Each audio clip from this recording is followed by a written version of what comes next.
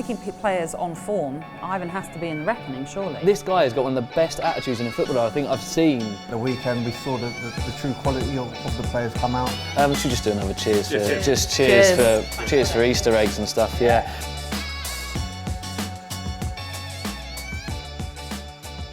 Welcome to the pre-match pint with London Pride. Back-to-back wins and back-to-back 4-day weekends. Happy Easter, Bees fans. This is it. I hope you're all out enjoying the sun on your bank holidays. I've popped out for a quick pint with Reece Weston, Natalie Sawyer and Marcus Gale, the ambassador. How are you all? You all right? Cheers for joining me. Good. Wonderful. Very good. Thank you. We're down here at the London Pride Tap Room and Brewery in Chiswick. Brentford fans, get down here for 10% off, and you can also get that online if you use the code pre-match pint. Let's do a quick little toast to the bank holiday, really. And we don't really get it in football, but a few people do. But so those of you that are at home and enjoying your bank holiday, make the most of it. Cheers. Also, like I said, toasting to 2 back-to-back wins with that result last weekend. I'm just thinking, how many other things could we toast for? Keep I know, sipping, just keep sipping. Alvaro's birthday Wednesday. Cheers. Cheers. Christopher Ayer's birthday Sunday. Cheers. Yay. Anyone else's birthday here before we go on? No. Longest intro we've ever done. So let's get to the game, shall we? Unbelievable win. Another London derby win against West Ham last weekend. Normally we talk about the team, but I'm going to go individuals here, and I'm going to go partnership. Ivan Toney and Bryan Mbeumo. We spoke last week about how well they played at Stamford Bridge but didn't get the goals. Last weekend we saw both of those, didn't we Marcus, in their play and their finishing. Yeah, the week before they set the whole tone with their movement, their creativity, the assists. Other people got the glory, but their performance wasn't overshadowed by just the goals. But the game at the weekend, we saw the true quality of the players come out. The front two combined well, they know exactly where they are on the pitch. If Ivan does go short, Brian's always making these clever little runs, difficult runs to pick up as well. But yeah, it worked perfectly well. I spoke to you in the week. Have you had that? Because obviously you were a striker and also a winger at times. Have you had that relationship with a player in your career? Yeah, I would say Efe Nakoku. How did it feel then when you had that? It was a great feeling, but we never worked on anything in training. We were just put together in matches and things just clicked. We was kind of similar but very different at the same time, and maybe that kind of worked. So yeah, we never worked on anything specifically in training. Just about just staying as a pair, work together, try and look for each other, and we did blossom for 1 year. Marcus mentioned it there, Reece, about Bryan coming in off that flank as a fullback. How much of a nightmare is that when you've got someone like Bryan Mbeumo? And also, is this kind of now something that maybe he wasn't getting the credit for earlier in the season? Because I think I've never really heard someone say Bryan Mbeumo, intelligent movement and stuff like that. But all season he has been making these runs, hasn't he? Yeah, it's a nightmare for defenders.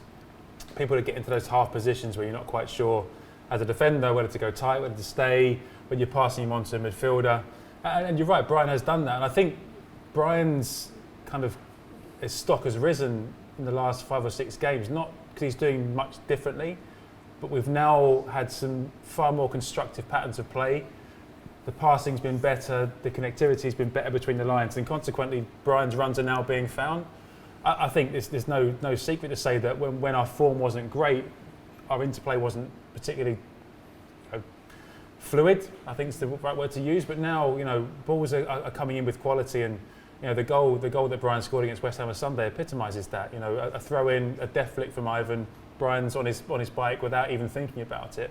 And again, the reverse when Bryan set up Ivan. It's instinctive, and Bryan's a young lad, and he had a fantastic season when we came up from the Championship. He's shown signs of what a quality player he is this year. But I think now our upturn in form has now highlighted what a quality player he is, and I think he will get better and better. And the relationship with him and Ivan's brilliant. I love seeing the dynamic between the two of them. It is kind of, very brotherly, and it can only benefit Brentford moving forward.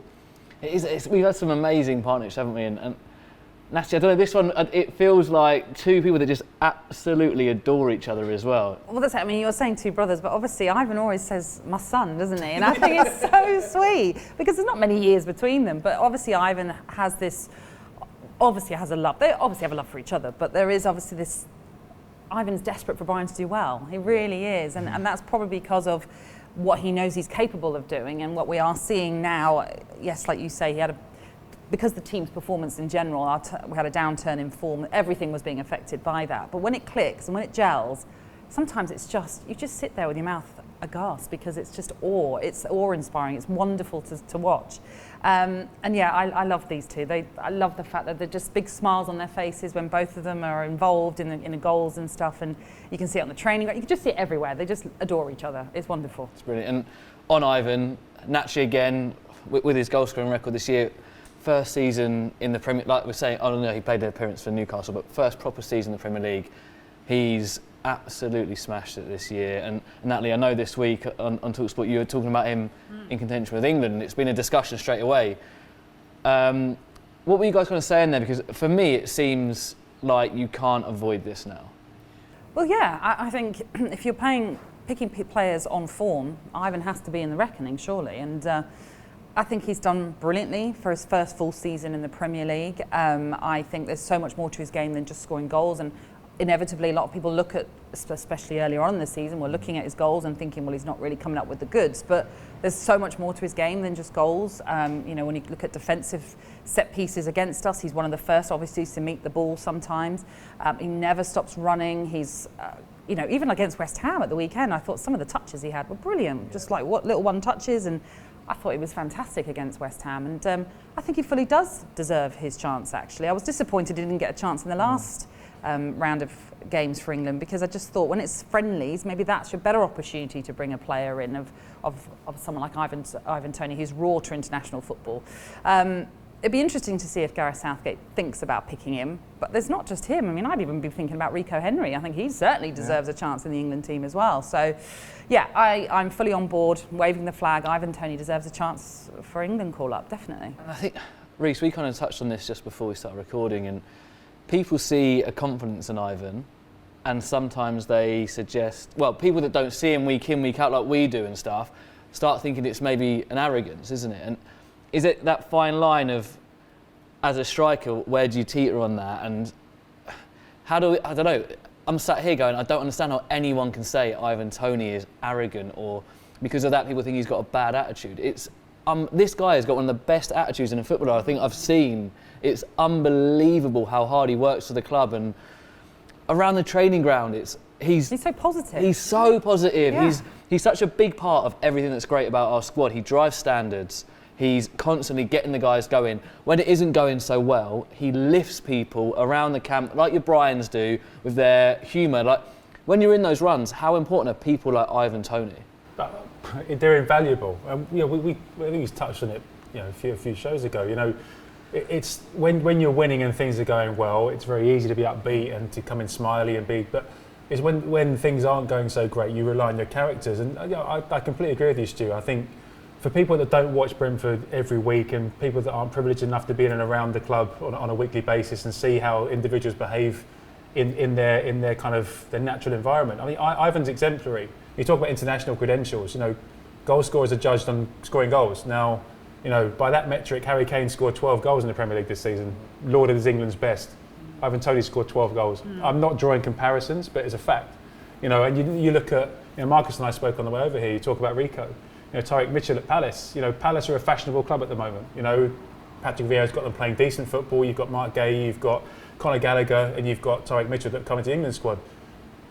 Ivan Toney and Rico Henry deserve recognition for what they've done this season. You know, Brentford coming into the Premier League, their first season in the Premier League. You know, what the team have achieved and what those individuals have achieved I think, warrant at least recognition. And look, you know, whether it happens or not is irrelevant from our perspective as Brentford fans and employees.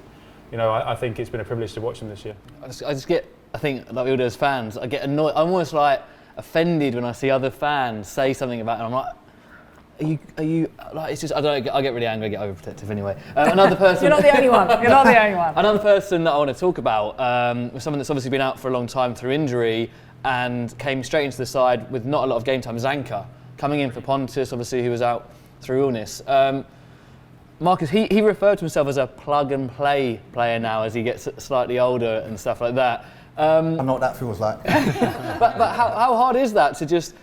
He just got thrown in at the deep end. West Ham game, I know he had a few minutes against Orient in the week, but he's not played a lot of football, and I thought he was absolutely phenomenal on the weekend. He's got the experience to adapt, and I think as you get older, you learn how to adapt to different situations and a lot quicker as well. And he just came into the team, fitted in so seamlessly as well, gave a great performance along with the rest of the team out there, and that's what you want from supposedly squad players, but you know he's a starter. And I think that's what Thomas is looking at now. He's at the players on the bench, they're all starters. There's no sort of cliche sort of saying of they're bench players anymore, that we've got a squad of all starters. Only 11 can play, but Zanka came in and he had a great performance.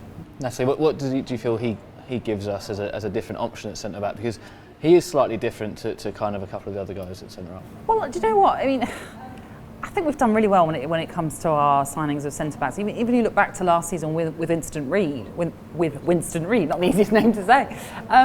I think it just, more than anything for me, when I saw the team sheet, and I didn't know that Janssen was out until I saw the team sheet, obviously, and I was a bit like worried because I thought, wow, this is our leader. This is someone that's been really pivotal actually to our campaign, has done brilliantly for us this season as well, I think. So I was a little bit anxious about it, and knowing that Zanka hasn't played that much football as well, there's all these little things that go through your head.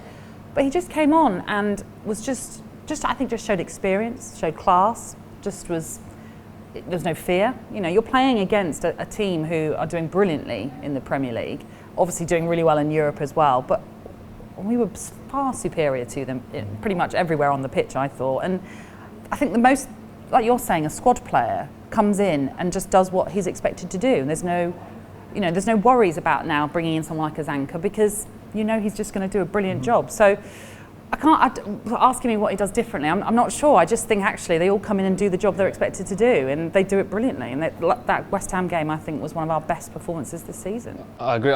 He's like a Rolls-Royce centre-half, isn't he? He's just, I don't know, he just seems so calm, and I think he gives us a lot on the ball as well. I think we're blessed with that with all our centre-halves, but there's a lot of times where he would start attacks, wouldn't he, Reece, at the weekend? Yeah, and I think he's someone that's really comfortable with himself and where he's at. And I think there's a lot to be said for that. A lot of younger players are still on the journey trying to discover what kind of player they're going to be. But Zanka's at the latter stages of his career at the moment, and he knows what he's about. Positionally great, he's athletic, he's mobile, and as you rightly say, Stu, he thinks forward. So, it still gives you anxiety every time I see us playing out from our own 6-yard box. I still can't quite get my head around that. You would not see me for love nor money in that environment wanting the ball willingly. But yeah, passing forward, passing into the path of your teammate, all these little kind of nuances that potentially don't get picked up on. But to come in after such a lengthy layoff, to replace our talisman in Pontus, so it's testament to him and a testament to Thomas and the coaching staff as well, because competition's healthy within a squad, but competition and willingness for everyone to do well is unique, I think, and I think we have that. You talk about Bryan and Ivan, there's no one-upmanship there, and I think we seem to have that within our squad, that whoever's playing, they've got 100% backing of their teammates, whether it's Sergi that's missing out, or whoever it may be, you can see a real sense of togetherness.